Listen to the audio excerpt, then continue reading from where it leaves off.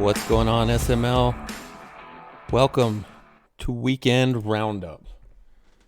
We're going to take a look at the games of the week from the past 3 weeks.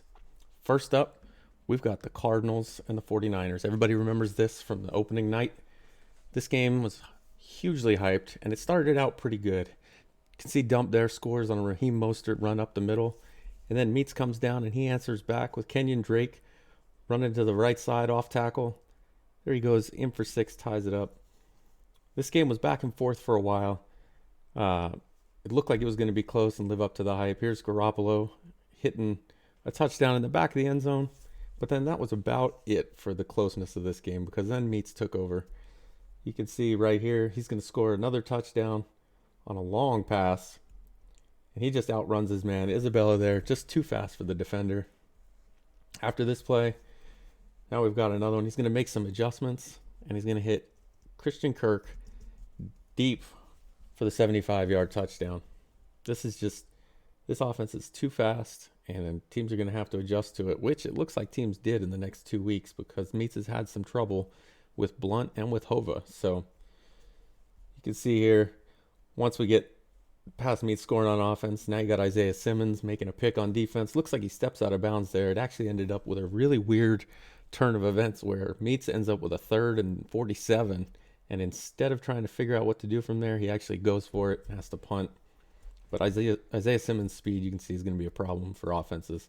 Here's Garoppolo getting hit, picked off by Reddick, and he's going to take it in for a touchdown.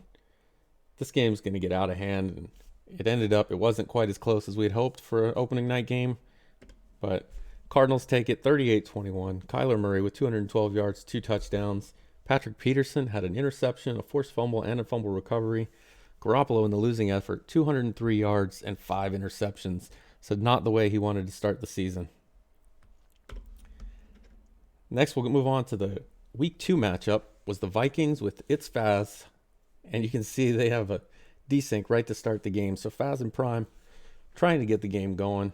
Faz definitely one of the more optimistic guys that people are looking at to run away with that NFC. So they get started again. Here they are getting ready for kickoff a second time and another desync. So we're going to try a third time. Prime was looking to get his first win of the season after a disappointing Week 1 loss to the Jaguars. But here they go a third time. It loads up, and it looks like we're going to get the kickoff in. Game started out pretty good for Prime, aside from the desyncs. So you can see he's going to line up here. Jonathan Taylor is going to take the ball, and he's going to run off to the left side. Or I'm sorry, it's Marlon Mack. Marlon Mack with the touchdown to start the game. Faz, not to be outdone, though, is going to have a screen pass to the left. Dalvin Cook going to take it in untouched for the touchdown. But Prime sees that, and he answers back with a screen of his own to the right side. This time, Jonathan Taylor, touchdown Colts. So Faz has to dial up a play action here, and he's going to hit Adam Thielen on the deep pass. Thielen's just going to get past the defender. He's going to go in for the touchdown. So what does Prime do? He's going to dial up a deep pass to Paris Campbell. Here it is, Campbell just outrunning the defense. Eason with a nice throw, hits him in the end zone. Then at halftime, Faz tries a 61-yard field goal. The field goal falls short, and what do you think happens? Desync. So just let that be a lesson. If you have a long field goal at the end of half, don't kick it if you're going to miss, because it will desync. Apparently that's a known issue. They try to restart. They have another desync. They try one more time, and I believe they have another desync. Yep. Here it comes. Blue screen. So they did end up actually getting the game in. They played, I believe, half the game, and Faz ended up with the win. Prime had a chance to win it at the end, but he just couldn't pull it off. Faz gets the win. They simulate the game. It ends up 42-17 Vikings. Cousins with 5 touchdowns on 188 yards. Dalvin Cook, 165 yards and 1 touchdown on 15 carries. And Michael Pierce, 8 tackles, 1 for loss, 2 sacks. And again, that was in the simulated stats, so these aren't exactly how it played out, but this is what the league's going to record. And that brings us to our last game, which was yesterday's matchup. QB Stud against Royce. Battle of the undefeateds, and just QB Stud right from the get-go. Couldn't get anything going. Here on the first drive of the game is a pick 6 for Royce. and it just gets worse from there. QB stud comes out again, already down 10-0. He's going to get Austin Eckler here on the right side. And he's going to weave through defenders. Gets in for the score. He's going to make it 10-7. So it looks like it's a close game. And then what does Royce do? Just right back to Christian McCaffrey, who had a huge game. Christian McCaffrey doing the same thing Eckler did, just on the opposite side of the field. Takes it in for a touchdown. Here we are again.